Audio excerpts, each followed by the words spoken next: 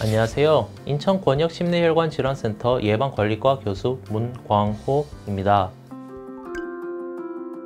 인천권역 심내혈관질환센터는 내과, 외과적으로 포괄적인 전문 진료 체계를 바탕으로 24시간 365일 중증, 응급 심내혈관 질환자들에게 최상의 진료를 제공하고 있습니다.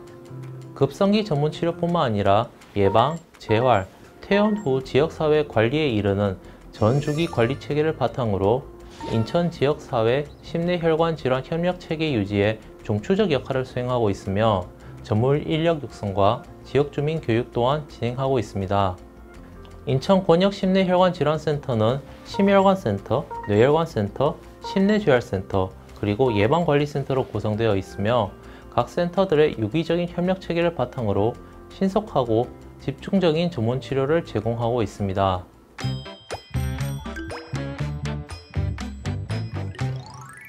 부상당한 운전선수가 재활치료 받는 것을 들어보신 적 있으실 것입니다. 그렇다면 저희 몸에서 가장 중요한 장기인 심장을 다친 이후에 받아야 하는 심장재활에 대해서는 알고 계신가요? 심장병이 걸린 이후에도 일상생활로의 재활이 꼭 필요합니다.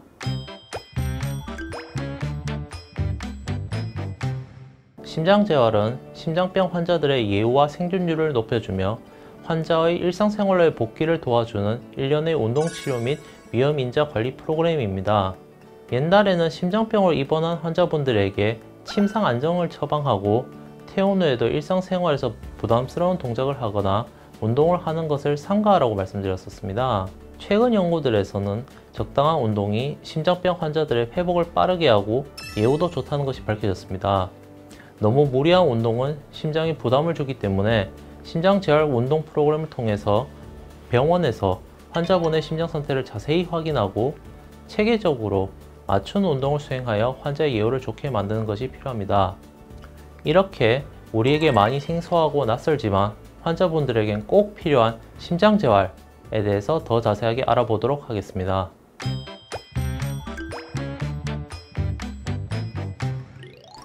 심장병은 완치되는 병이 아니라 평생에 걸쳐서 관리해야 되는 질환입니다.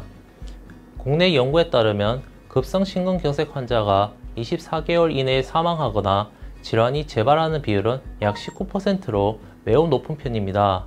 하지만 심장질환으로 입원하였던 환자분들 중 통원 심장재활 유지율은 17%로 매우 낮습니다. 심장질환 환자분들께서 퇴원을 하시면 완치가 되었다고 판단하는 경우가 많습니다. 하지만 앞서 말씀드린 재발 비율을 떠올리며 꾸준한 관리가 필요하다는 점을 꼭 명심하시기 바랍니다. 일상생활에서는 심폐지구력이 50% 수준을 사용하므로 크게 와닿지 않으실 수 있습니다.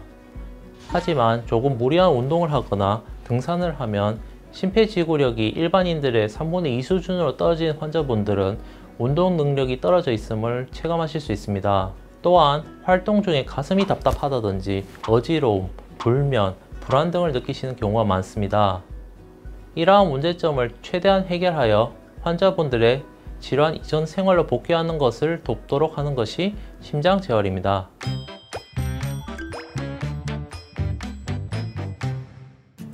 심장재활 프로그램은 앞서 말씀드렸다시피 다양한 심장질환 치료 이후에 받는 여러 프로그램들을 포함합니다. 운동뿐만 아니라 금연교육 프로그램, 심리치료 등 여러 가지를 포함하고 있습니다.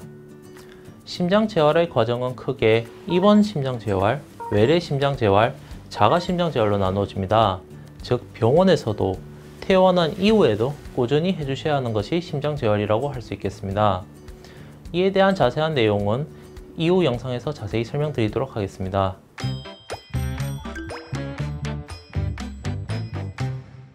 심장재활의 대상자들은 주로 급성심근경색증, 협심증 등 관상동맥 질환과 관상동맥 중재술, 관상동맥 우회로 이식수술, 판막수술 등을 받은 환자분들입니다. 하지만 이분들 뿐만 아니라 다음 그림과 같이 대부분의 거의 모든 심장질환을 앓으신 분들이 심장재활의 대상자라고 할 수 있습니다. 가끔 환자들께서 물으십니다. 시술이나 수술을 받았으니 심장재활이 필요 없지 않나요? 라고 하시는 경우가 있으십니다. 하지만 스텐트를 넣었다든지 혈관 이식 수술을 했다고 하더라도 문제가 생겼던 부위뿐만 아니라 다른 심장 혈관들에서 언제든지 추가로 문제가 발생할 수 있습니다. 그러므로 시술이나 수술이 성공적으로 끝났다고 해서 지속적으로 약을 잘 먹었다고 하더라도 꼭 추가적인 관리를 받으셔야 됩니다.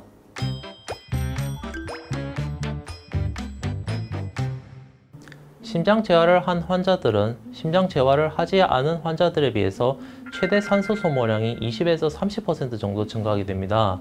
최대 산소 소모량이란 단위 시간당 인체가 최대로 소비할 수 있는 산소량으로 개인의 심폐지구력을 평가하는 요소이자 더 나아가서 혈관의 건강 상태를 반영하는 중요한 지표입니다. 이러한 심폐지구력을 회복해야 신체 운동 능력을 질환 이전으로 최대한 복귀시킬 수 있습니다. 다음 연구 결과에서 보여지는 것처럼 심장 재활을 통해 환자의 심내혈관 질환으로 인한 재입원율이 25% 가까이 감소되고 사망률도 절반 가까이 감소되는 것을 볼 수 있습니다.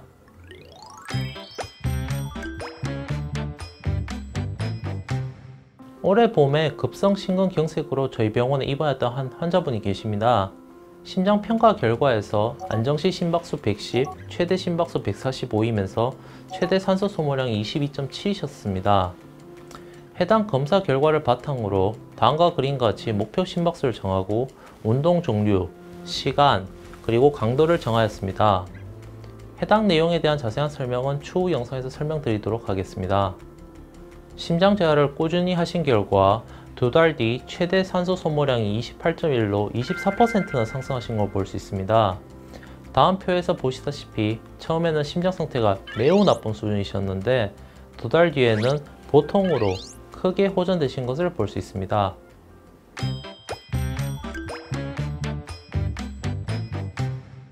국내에서는 도입이 늦어졌지만 2017년부터 의료보험 혜택을 지원하고 있습니다. 심장 시술 및 수술한 환자, 협심증, 심근경색, 심부전, 대동맥 및 말초동맥 질환자 등 모두 보험급여 대상자입니다. 입원 환자는 1일 2회까지, 외래 환자는 최대 36회까지 인정됩니다. 물리치료사 1인에게 최대 4인의 환자가 동시 시행할 수 있으며 환자 1인당 60분 이상 실시한 경우 인정되어 환자분들의 안정적인 재활치료가 가능하도록 되어 있습니다. 2023년 기준으로 심장재활의 환자 본인 부담금은 심장재활평가 82,030원, 심장재활치료 41,230원, 심장재활교육은 21,390원이며 본원은 보건복지부 지정 권역심내혈관질환센터로서 응급실을 통해 입원한 환자의 교육은 심내재활센터 교육전담 간호사를 통해서 진행되는 교육에 한해서 무료로 진행되고 있습니다. 이처럼 심장재활은 환자분들의 추가적인 심내혈관 질환 발생을 막고 사망률을 낮추며 일상생활로의 복귀를 도와주는 일련의 치료 과정입니다. 하지만 국내에서는 심장재활에 대한 인식도 필요성도 낮아 대상자임에도 불구하고 받는 사람이 적은 상황입니다.